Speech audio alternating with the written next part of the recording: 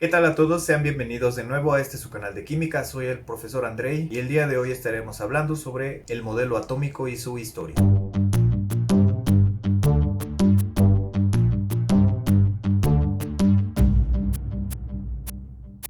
En los videos anteriores comencé a explicar cómo la materia se encuentra en diferentes estados de organización. Tomando en cuenta esto, recordemos que el primer estado de organización es el átomo. El átomo como partícula fundamental contiene protones, electrones y neutrones, pero de igual manera este átomo tiene otras partículas todavía más pequeñas que la física apenas está entendiendo y estudiando. En primera instancia, debemos entender que el átomo tiene diferentes formas de representarse.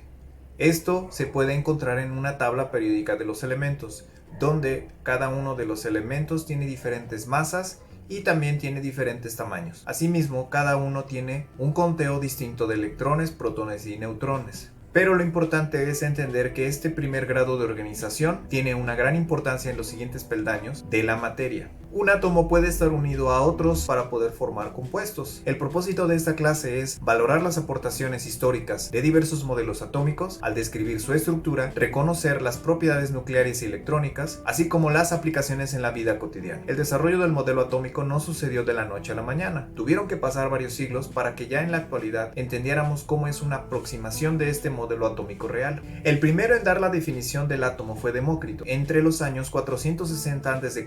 y 370 a.C. Como lo habíamos platicado en los videos anteriores, la etapa clásica en la antigua Grecia fue donde surgieron los más grandes pensadores y las ideas filosóficas que dieron inicio a muchas de las características que actualmente vemos en las ciencias y en otro tipo de disciplinas como las matemáticas, la física, la biología y hasta el derecho. A Demócrito lo conocían como el filósofo risueño, el cual le gustaba dar fiestas y banquetes en donde exponía todas sus ideas. Una de las tantas ideas que expone a sus discípulos fue la idea del átomo. La palabra átomo proviene del antiguo griego y significa partícula fundamental indivisible. Demócrito decía que si él dividía una hoja en distintas partes, podría llegar hasta un límite en donde todas las partículas de esa hoja iban a ser iguales. A estas partículas les puso este nombre y fue donde surge la escuela atomista, una de las más grandes escuelas y perdura hasta nuestra actualidad. Sin tener herramientas avanzadas a su disposición, Demócrito genera esta idea, a pesar de su tiempo, es actualmente la que rige ciertos conceptos de la química. Aunque él pensaba que el átomo era una partícula indivisible, podemos encontrar que muchos científicos como los físicos han podido desmenuzar los átomos en estas herramientas como aceleradores de partículas. Sin dejar a un lado esta gama de ideas que surgieron después del pensamiento de la escuela atomista, encontramos que casi un milenio después, Antoine Lavoisier es el que funda la química moderna, en donde él postula la ley de la conservación de la materia. Corrían los años 1700 y Antoine Lavoisier junto con su esposa, Marianne, se dedican a hacer una serie de experimentos en donde encuentra que la materia solamente está en constante reciclado. Él postula que en una reacción química ordinaria, la masa permanece constante, es decir, la masa consumida de los reactivos es igual a la masa obtenida de los productos. Esto se aplica en cualquier reacción química, en donde si nosotros pesamos los reactivos y los productos, el peso debe de ser similar, dando como resultado que la reacción es correcta. En esta imagen podemos observar el experimento que realiza Antoine Lavoisier junto con su esposa, en donde postula esta famosa ley de la conservación. En este experimento examina la naturaleza de la combustión y utiliza a una persona para encontrar los diferentes pesos que se generan también en esta respiración. Revela el papel del oxígeno en la respiración de animales y de personas. Unos años después de formular la ley de la conservación de la materia, Louis Preuss, entre los años 1794 y 1804, postula su ley de las proporciones definidas. Esta explica cómo un compuesto, no importando en dónde se encuentre, va a tener los mismos porcentajes de elementos o de moléculas. En la imagen les pongo de ejemplo el carbonato de calcio. Este tipo de componente se puede encontrar en la estructura de los corales marinos, en las rocas carbonatadas o las rocas calizas. También es el principal componente del mármol, como lo podemos ver en esta estatua. Las conchas de algunos moluscos y algunas esponjas también contienen este componente. El carbonato de calcio, según su fórmula, contiene un 40% de masa de calcio, un 12% de masa de carbono y un 48% de masa de oxígeno. Contiene calcio, carbono y oxígeno, pero no importa en dónde se encuentren, siempre van a ser los mismos porcentajes. Por lo tanto, esta ley dice que sin importar la fuente, un compuesto siempre tendrá las mismas proporciones en cantidad.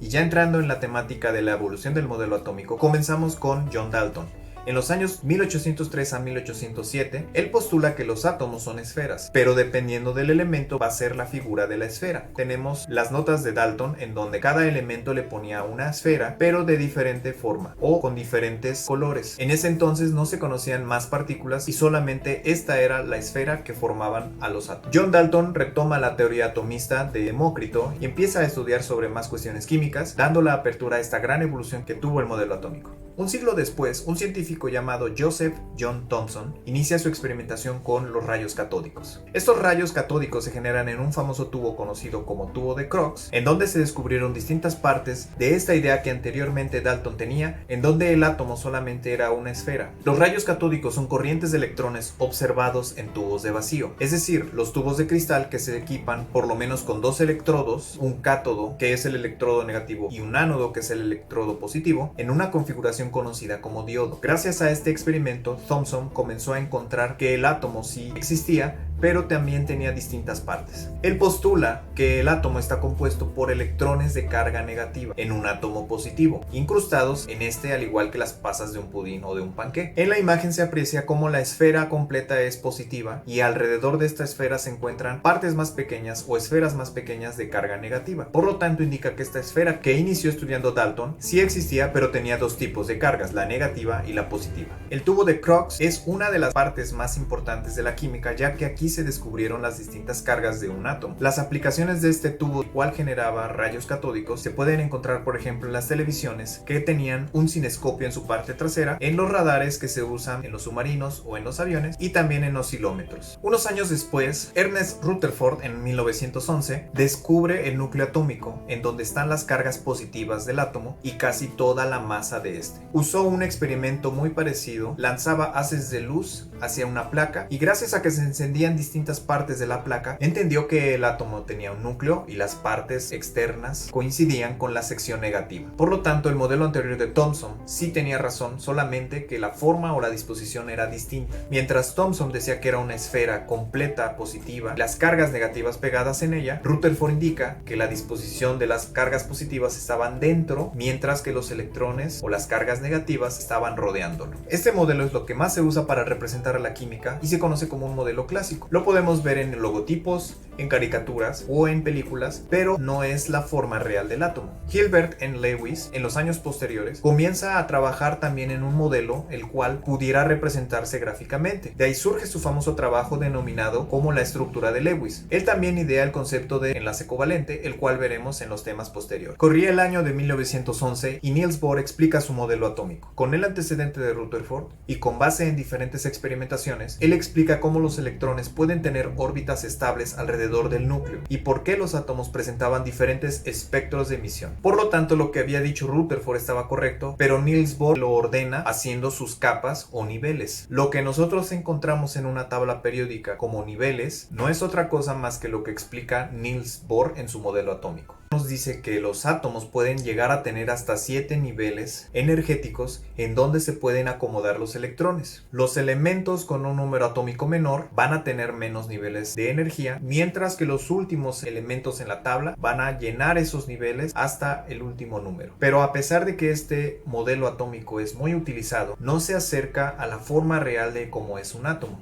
Más de 10 años después del estudio de Niels Bohr, Erwin Schrödinger postula su modelo atómico de la mecánica cuántica. Él, siendo un físico, propone que los niveles de energía existen, pero no como órbitas, sino como nubes energéticas. Y dependiendo del elemento, es la forma en cómo se genera esta nube energética. Cabe destacar que hasta este momento en la actualidad, los electrones no se han podido capturar como los protones, siendo una de esas partículas que solamente se han teorizado. Solo se ha visto su espectro. En la imagen se puede observar su famosa fórmula en donde teoriza en qué sección de esta nube pueden estar los electrones. Como lo había indicado Bohr, dependiendo del elemento y sus niveles energéticos, van a ser las nubes que formen. Por lo tanto, los átomos se ven como la imagen que se está mostrando en este momento. Podemos tener una nube energética esférica, 2 nubes energéticas, podemos tener 4, tener 6 y así sucesivamente dependiendo del elemento. Lo que estamos viendo en este momento son solamente los espectros espectros o la forma en cómo se ha teorizado que se ven los átomos, acercándose mucho a la realidad. Gracias a esta fórmula que crea Schrödinger, podemos entender cómo funcionan los átomos, cómo funcionan los enlaces y cómo se distribuyen los electrones en diferentes niveles de energía. Y para terminar, recuerden que un átomo siempre tiene las partículas fundamentales conocidas como protones, neutrones y electrones. Thomson se da cuenta de que existen electrones, Rutherford encuentra en el núcleo a los protones, Niels Bohr encuentra las órbitas de los electrones y de igual manera los neutrones, y Schrödinger los organiza como realmente se encuentran.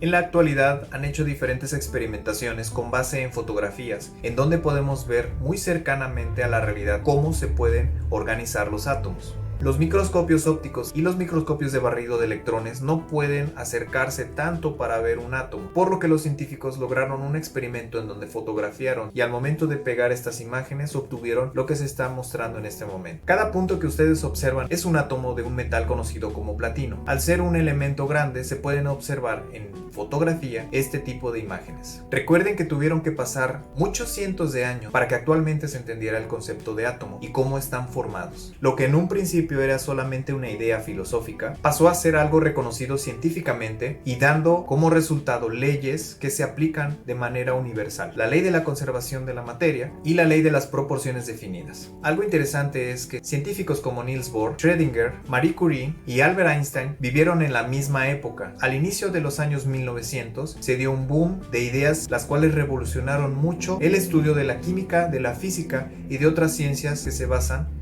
en estos pilares de información. Recuerden, el átomo no es lo que se piensa, no es un punto con orbitales rodeándolo. El átomo son nubes energéticas muy complejas, las cuales en su centro se encuentra un núcleo y lo que lo rodea es toda esta energía generada por los electrones. Eso ha sido todo por hoy, espero les haya gustado este video y recuerden que semanalmente estaré subiendo un poco más de contenido de química para que lo puedan utilizar como referencia y para resolver sus tareas. Muchas gracias y nos vemos pronto.